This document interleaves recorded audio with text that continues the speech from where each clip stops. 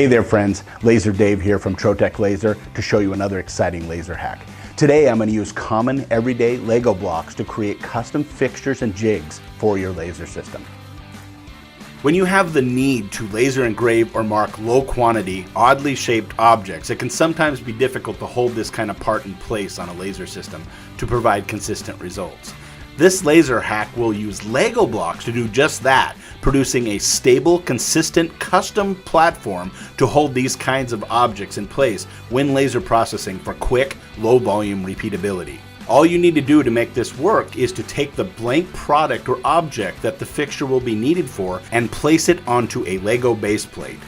Take some Lego blocks and build around the object so that the part fits into a custom-built template so the part is level and can be removed and replaced easily. Once complete, place the assembled Lego block fixture into the laser system and then use the red dot pointer to target a corner of the part for the first time to orient the file to match to this new fixture.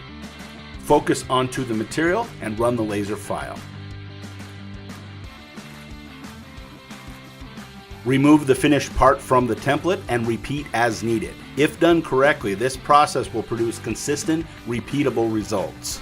This process can be used as many times as needed and is a great laser hack to quickly produce low volume products or to test materials producing prototypes to prove a concept.